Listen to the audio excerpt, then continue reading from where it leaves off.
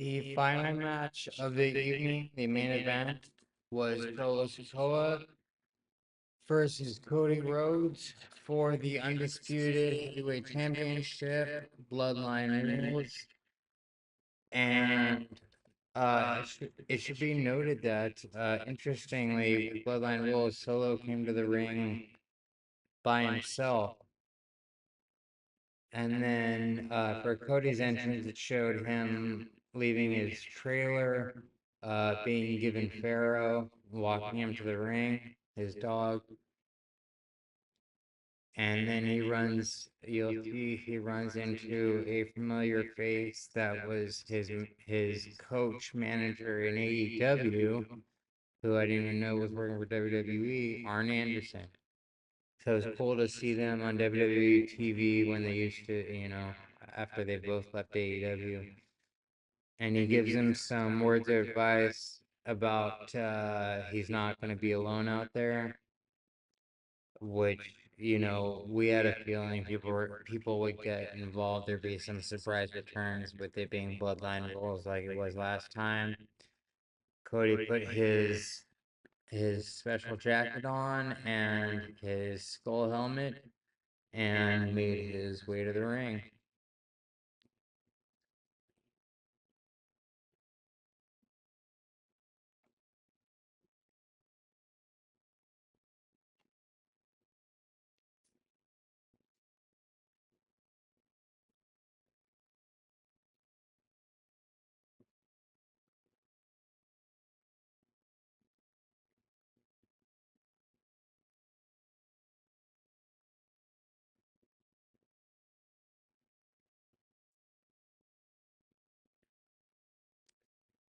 He was even nice enough to sign a few people's signs, autograph a few people's signs on the way to the ring.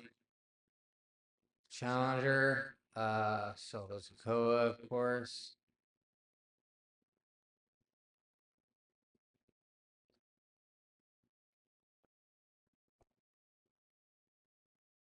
And then we have our champion, the conquering hero, Cody Rhodes.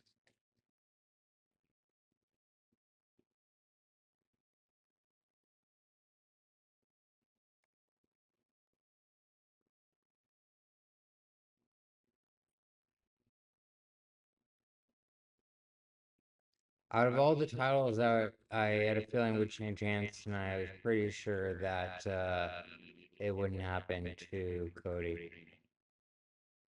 So as you can see, it's the undisputed championship. Starting a collar elbow tie up. It starts off a lot like a regular wrestling match. Like the bloodline rules aspect doesn't really come into play for until the end of the match.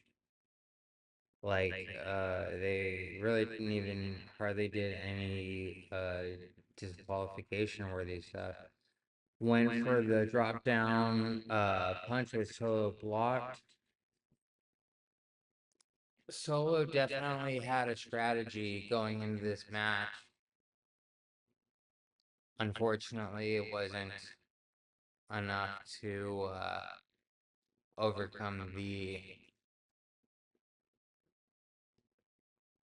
true tribal chief odds, as you will see. Solo's on the apron, Cody gave him a disaster kick. And keep in mind, they didn't mention it, but Solo's also had the most recent, longest losing streak in the company. Like, he's at a record losing streak right now. So it would have made no sense for him to beat Cody when Cody just ended Roman's streak 4 months earlier.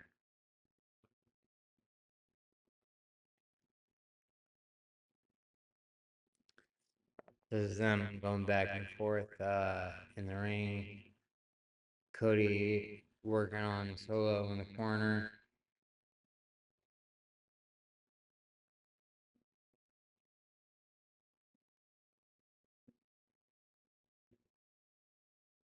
I think Solo might hit a Samoan drop or something.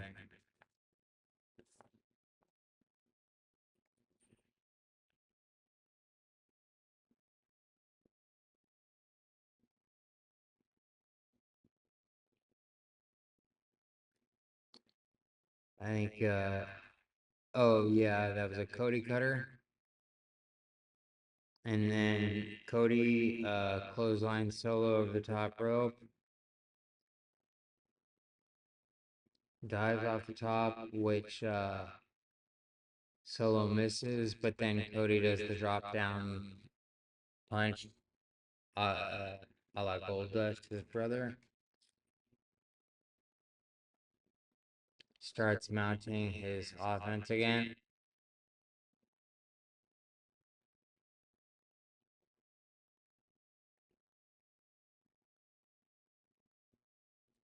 He does his father's famous jabs with the hand motion roll and then the bionic elbow.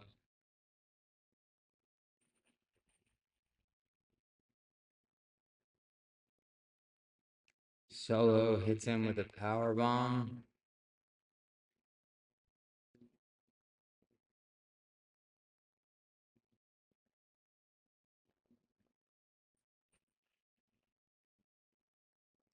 Gets him in the corner and starts hammering away on Cody. Gets him in the other corner, setting up for a hip attack. Hits the hip attack. Cody gets up and I believe tries to give him a pedigree, which gets reversed by Solo into a spinning Solo. It was really just a Uranagi, which Cody kicks out of.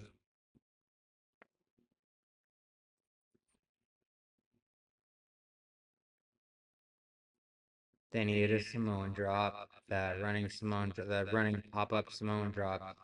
Then he did something I really didn't get this move. He had him in a tree of woe position, and he started doing these like diving headbutts. It was really weird. And then Cody finally got out of the way.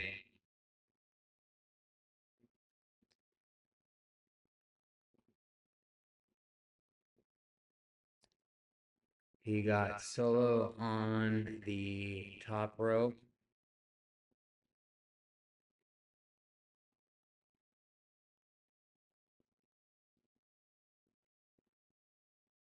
And hit him with a superplex, I believe.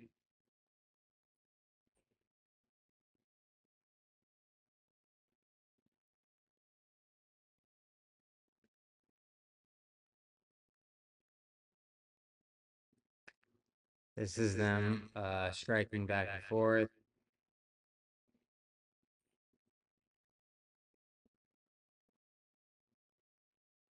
Cody getting ready for something.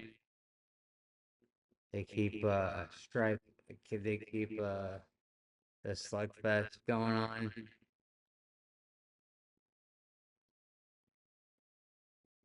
Solo gets Cody in a waistlock from behind and tries to hit him with a crossroads, which Cody reverses into a crossroads of his own that he hits on Solo.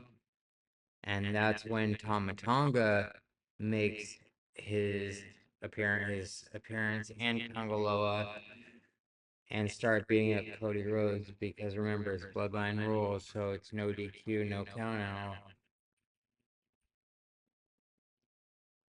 But as we know from the Roman bloodline rules match, when bloodline starts getting involved, Cody has backup. They even hit him with this like double team move that he still kicked out of. And that's when Kevin Owens' music started to play.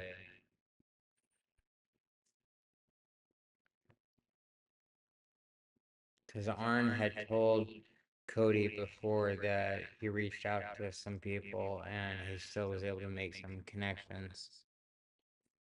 I think he was referring probably to Paul Heyman. So Kevin Owens came out and tried to fight off the Tongans. As the numbers game caught up with Kevin Owens, Randy Orton's music hit, as you will see shortly.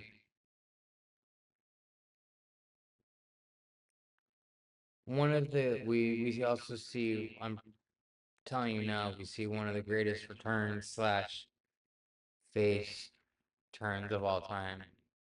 Like they executed it extremely well.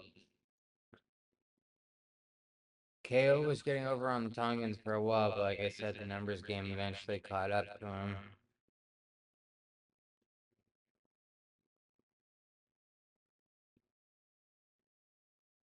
He was stomping down Tongalo in the corner, and that's when Tomatonga came from the back.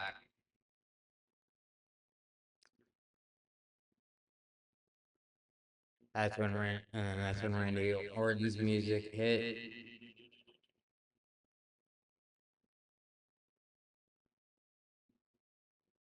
And Randy and Cody go all the way back to their legacy days, so they have a long history.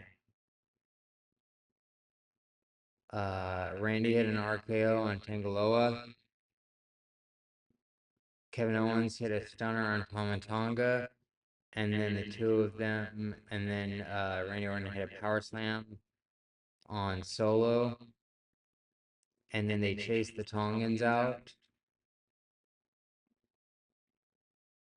Cody hit another crossroads, I believe, and brought stairs into the ring and hit Solo twice with the stairs and was going for a third time, and then he got speared by Solo, which I believe is when he was then Cody, or then Solo was about to do a hip attack into Cody in the stairs, which he missed. And then I think got hit with a Cody cutter or something, or a crossroads. And then Jacob Fatu, of course, comes in, the last member of the bloodline, the enforcer, and starts attacking Cody. Solo almost gets a 3 count. Cody kicks out. Jacob Fatu gets Cody on the announce table. And this is where he super kicks him. So yeah, Jacob Fatu actually might have injured himself in this process. He dove off the top rope, threw Cody through the announce table, and banged his knee on the announce table. And it was screaming shit after, like, and couldn't walk. So I think he was injured. Solo got Cody up like he was gonna give him Samoan Spike. Cody countered with a super kick and then another Cody cutter, and that's when Roman Reigns' music hit the head of the table. And it was like a new version, which I think was the first signal that it wasn't the former tribal chief Roman Reigns. It was like a new, and he was wearing, I'm not sure what OTC stands for, but in this case, but I think they had him wear a shirt because, again, heel Roman never wore a shirt. So, but people didn't know, you know? And then Roman gets in the ring, immediately Superman punches Solo, and then gives him a spear to one of the loudest ovations of all time.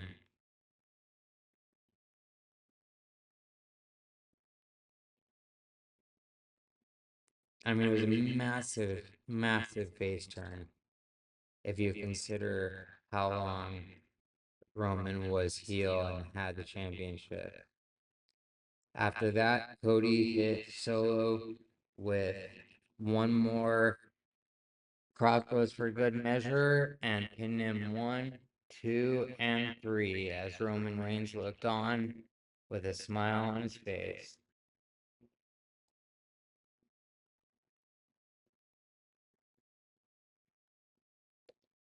I'm thinking they can work it into an angle where Roman doesn't have to go full face. He can say, you know, if anybody's going to take the title out, see, that's Roman smiling at Cody. It's either respect or Roman's thinking, if anybody's gonna take the title back from Cody, it's gonna be me, not you. And Solo had been talking shit on Roman, and said, if Roman wants to stop me, he's gonna have to show up and acknowledge me. This is a replay of the Superman punch and spear and crossroads that led to Solo's demise and Cody retaining the undisputed heavyweight championship at SummerSlam. So Roman Reigns is back as a face, huge ovation, and Cody Rhodes is still your undisputed WWE heavyweight champion. Welcome back, Tribal Chief.